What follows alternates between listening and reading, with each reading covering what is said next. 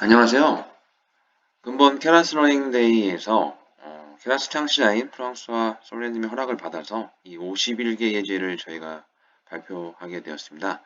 저는 케라스 코리아 운영진 이태영이라고 합니다. 그래서 제가 근본 세션에서 발표할 내용은요. 타임 시리즈 abnormally detection with using an autoencoder라는 내용입니다. 여러분 여기서 이제 중요하게 보셔야 될 부분이 타임 시리즈라는 어떤 그 데이터의 특성과 그리고 오토 인코더를 활용해서 어도말리 디텍션을 어떤 식으로 이제 해야 되는지에 대한 접근, 그 포커스를 기반으로 분석을 하고 거기에 대한 세부 전반적인 지식들을 알고 있어야 저희가 이제 후에 진행하는 코드를 좀 더 세밀하게 이해할 수가 있어서요. 그런 부분들에 대해서 제가 일단 처음에는 전반적인 세부적인 지식들을 좀 공유하는 차원, 아까도 말씀드렸지만 타임 시리즈, 그리고 오토 인코더, 그리고 오토 인코더를 사용해서 애노멀리 디텍션을 어떤 식으로 수행하는지 이런 전반적인 내용들을 일단 공유를 드리고 그 이후에 코드 리뷰를 하는 순서로 이번 세션을 진행해 보도록 하겠습니다. 그럼 여러분 한번 그럼 다음 장 넘어가 보도록 하겠습니다. 타임 시리즈다라는 건 뭐냐면요. 저도 이제 주가 관련된 예측을 해봤는데 생각해 보시면은 타임 시리즈라는 거는 즉각적인 반응이고 그리고 타임 시리즈라는 건 시간 축상에 위치해 있는 어떤 데이터의 표본들을 내세우는 거잖아요. 그러면은 시간 축상의 데이터라는 거는 시간은 시계열 패턴을 가지고 있다는 거죠. 시간 축상을 기반으로 본다 그러면 그럼 시계열 패턴은 뭐죠? 연속적이죠. 컨티뉴어스 벡터죠. 그러면 연속적이다. 시간 축상의 연속적이다. 컨티뉴어스 벡터다라고 하는 거는 선후 관계가 있다는 말입니다. 그렇기 때문에 이제 선후 관계를 통해서 추정과 조합이 가능하다는 이 컨셉 자체를 이해하고 계시면 타임 시리즈 분석에서 가장 핵심적인 부분을 알고 있으신 부분인데요. 그래서 이 타임 시리즈라는 게 굳이 뭐 주가 데이터뿐만 아니라 음성 데이터 자체도 이제 타임 시리즈 상에서 내가 아 하면 어가 나올 확률, 어가 나오면 너가 나올 확률, 그 뒷단의 음성이 어떤 것이 나오고 그것들이 아웃 오브 보케블러리 내에서 어떻게 매핑이 될 수 있는지 언어 모델학적으로 그런 것들이 모두 어떻게 보면 타임 시리즈 상에서 나오는 일종의 패턴들에 의한 조합으로 그리고 확률들로 이루어져 가지고 그것들이 이제 추론이 될 수 있는 것들이거든요. 그러니까 타임 시리즈라는 게 참 신기합니다. 근데 실제에서 프로젝트를 해보면 되게 재밌게도 타임 시리즈 데이터들이 실시간적으로 들어오는 건 되게 드물고요. 제가 경험한 바로는 블룸버그나 톰슨 로이터, 뭐 MSCI 데이터 자체도 블룸버그나 톰슨 로이터 자체도 이제 미국 시장 장마감이 오전 7시에 해요. 한국 시간으로. 그러면은 톰슨 로이터 쪽에서는 2시간의 정제 작업을 거쳐서 저희 쪽에는 오전 9시에 데이터를 주게 되는데 한번 생각해 보시면 오전 9시에 그럼 데이터가 수급이 되겠습니까? 아니죠. 왜냐면은 타임 시리즈 데이터가 이제 배치성으로 들어오게 되는데 오전 9시는 저희가 업무 시간입니다. 업무 시간에서 모든 시스템에서는 이제 모든 레가시 시스템에서는 가장 중요하게 생각되는 부분이 업무 시스템의 안정성이라는 부분이기 때문에 이 타임 시리즈가 즉각적으로 반영돼서 실시간적으로 게더링 되는 게 아니라 타임 인터벌이 있을 수밖에 없어서 주가 데이터 같은 것들을 추론할 때 무빙 에버리지 효과와 유사한 효과, 이동 평균선을 만드는 효과, 유사한 효과를 나타내는 게 이제 어떻게 보면 대부분의 프레딕션, 타임 시리즈 프레딕션, 주가 타임 시리즈 프레딕션의 근본적인 문제인데요. 그럼 이걸 해결할 수 있는 방법은 뭘까요? 네, 그런 것들은 이제 이 본장의 내용을 벗어나는 내용이므로 타임 시리즈에 대한 것만 일단 그렇게 알고 계시면 됩니다. 그래서 타임 시리즈라는 게 시계열 패턴은 연속적이다. 연속적이다라는 건 선후관계가 있다. 타임 시리즈는 컨티뉴스 벡터다. 라는 걸 일단 뒷장의 코드를 이해하는 데는 큰 무리가 없을 거라고 생각합니다. 그럼 이제 오토 인코더를 한번 살펴보겠어요. 왜냐면 저희가 오토 인코더를 통해서 타임 시리즈 데이터에 대한 애노멀리 디텍션을 해야 되기 때문이죠. 그럼 오토 인코더를 보세요. 오토 인코더는 인코딩 레이어와 디코딩 레이어가 있는데, 인코딩 레이어에서는 이제 언더 컴플릿이 일어나고 디코딩에서 오버 컴플릿이 일어나요. 근데 가장 중요한 게 보틀렉 히든 레이어인데, 여기에서 이제 라텐트 베리어블, 피처, 히든 리프레젠테이션을 사용해서 우리가 그 애노멀리 디텍션을 한다는 얘기거든요. 오토 인코더라는 건 뭐냐? 그 오토 어소시에이터라는 얘기랑 동일하다고 보시면 되고요.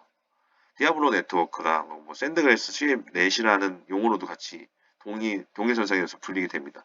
그래서 이 오토인코더라는 거는 오토인코더는 보통 이미지의 생성이나 복원에 많이 사용이 되는데, 보통 그래서 이제 이미지 오그멘테이션이나 이미지 데이터의 오그멘테이션을 하는데 많이 쓰이기도 하고요.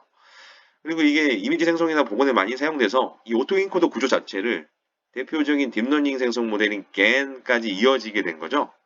그래서 이러한 자기학습 모델은 지금 현재 이게 저희가 보는 애노멀리 디텍션 분야에 널리 사용되고 있는데요. 그 이유가 뭐냐면 이미지 분야에서도 정상적인 이미지로 모델 학습 후 비정상적인 이미지를 넣어서 이를 디코딩하게 되면 정상적인 이미지 특성과 디코딩된 이미지 간의 그 차이를 리컨스트럭션 재구성 손실, 리컨스트럭션 에러를 계산하게 돼서 이 재구성 손실이 낮은 부분은 정상, 재구성 손실이 높은 부분은 애브노멀리로 판단을 해서 그것들을 할 수 있습니다. 그래서 이러한 애노멀리 디텍션은 이미지뿐만 아니라 이제 저희가 살펴보고자 하는 C계열 데이터에도 적용이 가능한데요. 예를 들어 이제 특정 설비의 센서를 통해서 애브노멀리 시그널, 비정상 신호를 탐지하고자 한다면 오토인코더를 LSTM 레이어로 구성을 해서 이러한 시퀀스 학습이 가능하게끔만 뉴럴넷 아키텍처를 커스터마이징 하면 되거든요. 그래서 이를 통해서 정상 신호만을 이용해서 모델을 학습시켜 추후 비정상 신호가 모델에 입력되면 높은 리컨스트럭션 에러를 나타내서 이를 비정상 신호로 판단할 수 있게 하는 그 스레시홀드 값을 디텍션 할 수 있는 그런 컨셉으로 구성하면 우리가 타임 시리즈 데이터, 그러니까 한마디로 비정상 신호, 특정 설비의 센서를 통해서 나온 비정상 신호를 오토인코더를 통해서 탐지할 수 있다는 거죠. 이런 컨셉으로 바라보시면 됩니다. 그래서 뒷단에 이제 살펴보게 되면 LSTM 오토인코더는 시퀀스 데이터에 인코더, 디코더, LSTM 아키텍처를 적용해서 구현한 오토인코더인데요. 이게 모델의 입력 시퀀스가 순차적으로 들어오게 되고 마지막 입력 시퀀스가 들어온 후 디코더는 입력 시퀀스를 재생성하거나 혹은 목표 시퀀스에 대한 예측을 출력하는 방법으로 진행이 되게 됩니다. 그래서 지금 위에서 설명한 것과 마찬가지로 LSTM 오토 인코더 학습 시에는 노멀 신호, 정상 신호의 데이터로만 모델 학습시키게 되는데요. 인코더와 디코더는 학습이 진행될수록 정상 신호를 더 정상 신호답게 표현하는 방법을 학습하게 될 거잖아요. 그죠? 그래서 최종적으로 재구성한 결과도 정상 신호와 매우 유사한 분포를 가지게 된 데이터일 거예요. 그죠? 바로 이게 왜 이렇게 되냐면, 바로 이건 학습 데이터에 대한 불균형, 임밸런스 때문인데, 애브노멀 데이터가 많지가 않기 때문에 이런 임밸런스가 일어나는 거거든요. 데이터 불균형으로 인해서 모델이 약간 스퀴즈 되는, 바이어스를 가지게 되는, 편향성을 가지게 되는 일들이 발생을 하는데, 이런 것들을 또 어떤 식으로 처리할 수 있는지에 대해서 뒷단에 케라스 코리아 예제, 프랑스와 숄렌님, 케라스 창시자인 프랑스와 숄렌님이 공유해주신 51개 예제 중에 타임 시리즈 애노멀리 디텍션 유징 언 오토인코더라는 예제를 통해서 한번 살펴보도록 하겠습니다. 자, 이게 이제 그 케라스 예제 중에 하나인 타임 시리즈 애노멀리 디텍션 예제인데요. 여기에서 이제 가장 중요하게 봐야 될 부분은 이쪽 목차 부분을 중점적으로 보시면 돼요. 대부분 이제 딥러닝 모델링 방법은 거의 유사하거든요. 그래서 이 목차를 중심으로 한번 살펴보고 세부 사항을 살펴보는 순서로 진행을 하도록 하겠습니다. 그럼 처음에는 이제 타임 시리즈 애노멀리 디텍션 유징 on 오토엔코더에 대한 간단한 소개를 보게 되겠고요. 그 다음에 라이브러리를 설치하게 됩니다. 그 다음에 그 이제 데이터를 로드해서 그 데이터를 간략적으로 살펴봐서 그 데이터의 패턴들과 데이터의 애노멀리 부분은 무엇인지를 한번 살펴보게 되겠고요.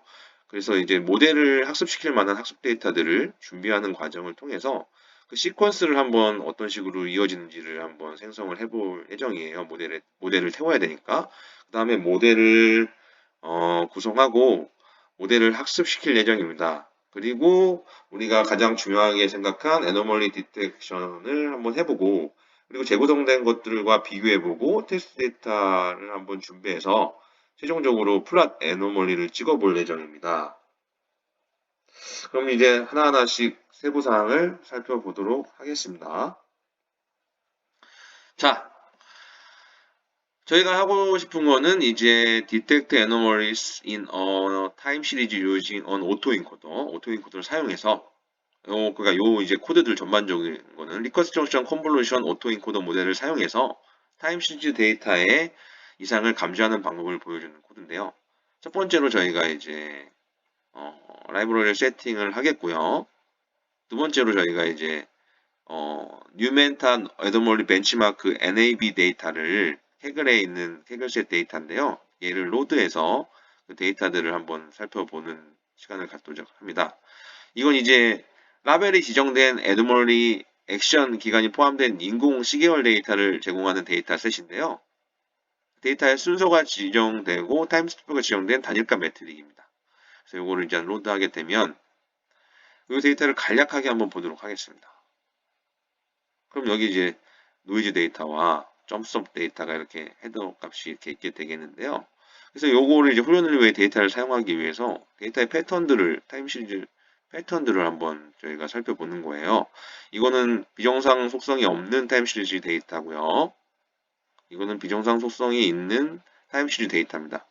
지금 데이터가 이렇게 요거와 요거가 볼 때 여기는 균일한 패턴을 가지고 있는데 여기는 이렇게 튀는 걸 볼 수 있죠. 그래서 데이터의 갑작스러운 점프가 이상징으로 탐지되는지 아닌지를 저희는 확인하려고 하는 거거든요. 그래서 트레이닝 데이터를 이렇게 준비를 하게 되고, 그렇죠? 그래서 이게 지금 값을 학습 시계열 데이터 파일에서 데이터 값을 가져오고 값 데이터를 제가 정규화를 하는 작업을 해서 14일 동안 5분마다 값이 있는 것들을 지금 이렇게 보게 되고 이게 지금 적재하는 거고요. 그리고 학습 데이터에서 타임 스텝이 연속 데이터 값을 결합하는 시퀀스를 만들게 됩니다. 이렇게 지금 현재 인풋 쉐입을 맞춰주는 거죠. 모델을 태우기 위해서.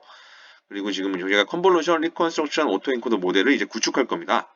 모델은 이제 배치 사이즈, 시퀀스 랭스, 넘 피처스의 파라미터 모델 모양을 입력하고 인풋 파라미터는 세 가지가 되고요. 이 모양을 입력하고 동일한 모양의 출력을 반환하는 그런 구조로 되겠고요. 이 경우에는 시퀀스 랭스가 288이고 넘피처스는 1로 이제 바라보게 됩니다. 그럼 여기 지금 쉐입이 이렇게 시퀀셜하게 모델은 시퀀셜 모델이고 이런 레이어를 통해서 총 파라미터들이 어떻게 지금 변환하고 있는지 보게 되겠고요. 토탈 파라미터 수는 9,505개인 게 지금 확인되게 되겠죠. 이제 모델을 트레이닝 시켜보겠습니다.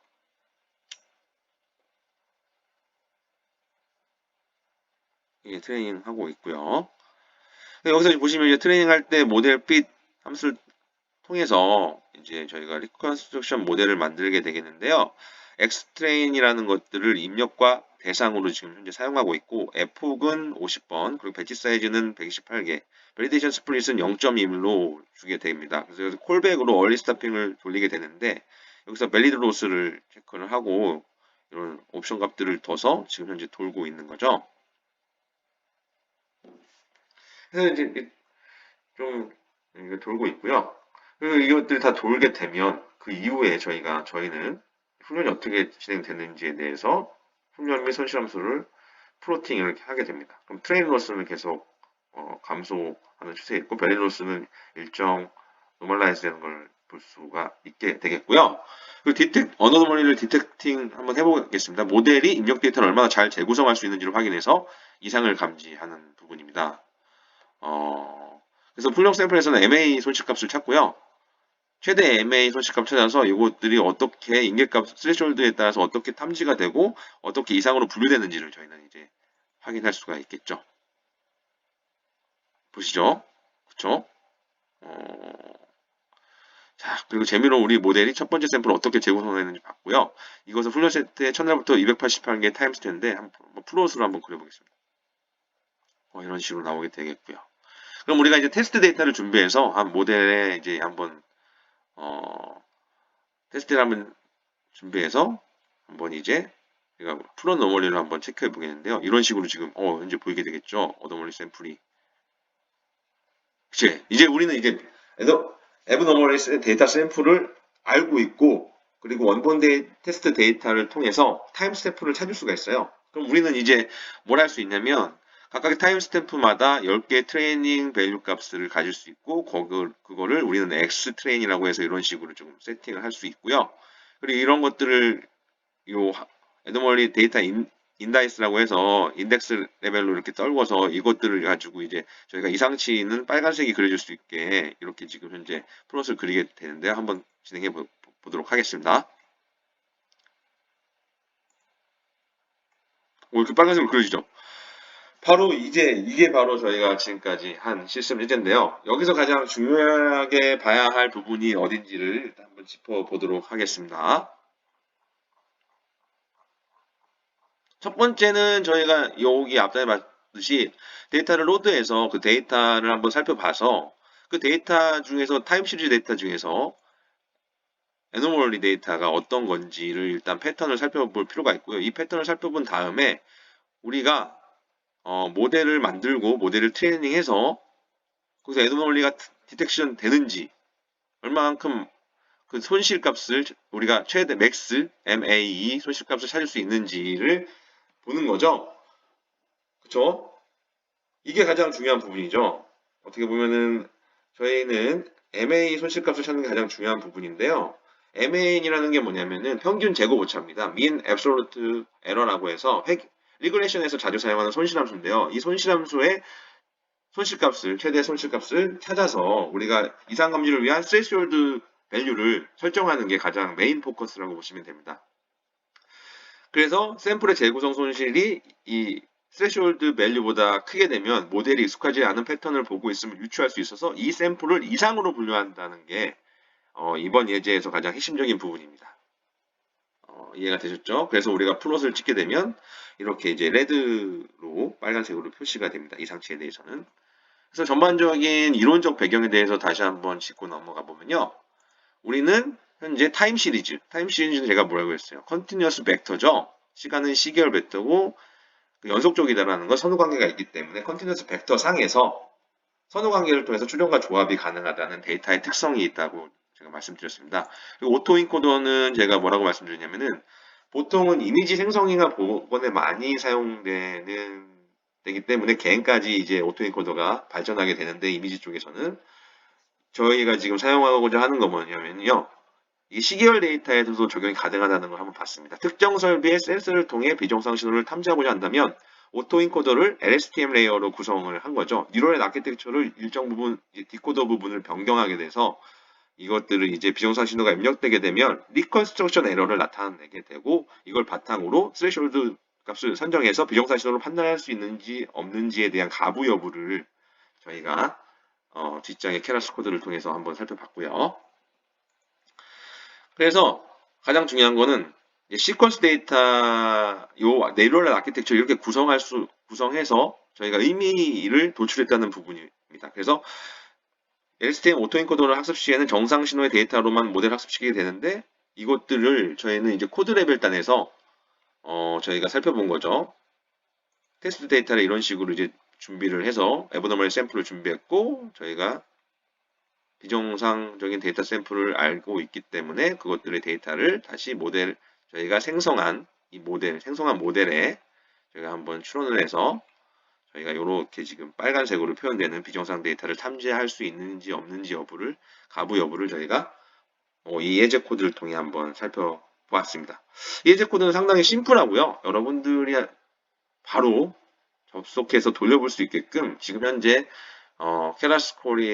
케라스 창시자인 프랑스와 솔레님이 현재 지금 이렇게 제공하고 있기 때문에 요 예제 코드를 한번 돌려보시면 되게 의미가 있을 것 같아요.